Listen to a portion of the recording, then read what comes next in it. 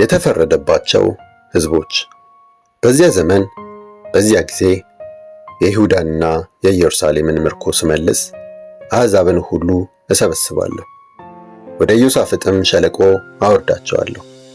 ስለ ርስቴ፣ ስለ ሕዝቤ፣ ስለ እስራኤል በዚያ ልፈርድባቸው እገባለሁ። ምድሬን ከፋፍለዋል፣ ሕዝቤንም በሕዝቦች መካከል በታትነዋልና።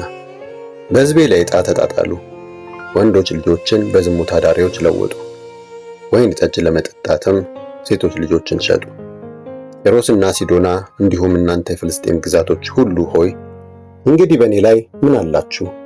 ስላደረግኩት ነገር ብድር ልትመልሱልኝ ነውን? የምትመልሱልኝ ከሆነ በፍጥነትና በችኮላ እናንተ ያደረጋችሁትን በራሳችሁ ላይ መልሼ ያደርግባችኋለሁ።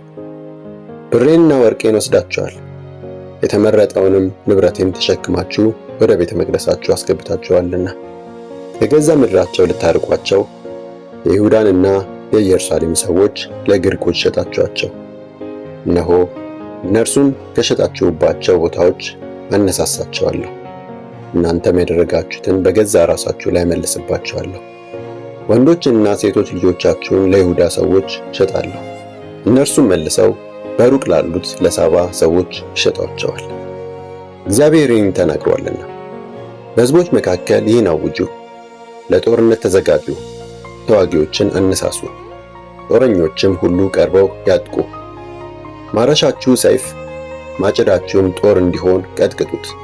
ደካማውም ሰው እኔ ብርቱ ነኝ ይበል።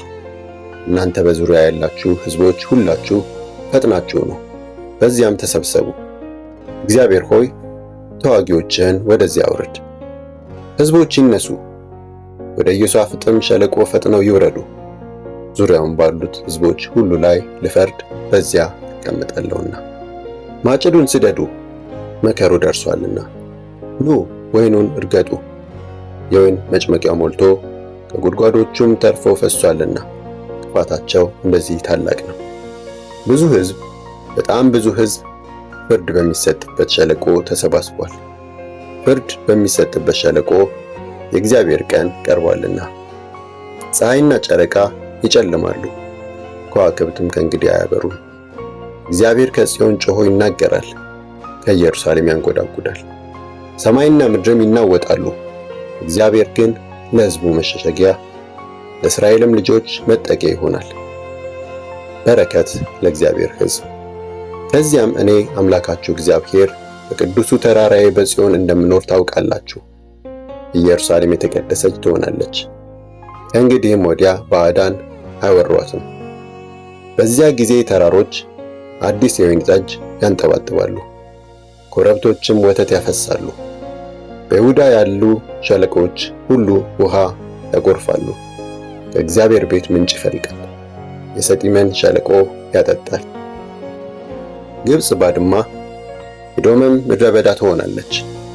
በምድራቸው ንጹሕ ደም በማፍሰስ በይሁዳ ሕዝብ ላይ ግፍ ፈጽመዋልና።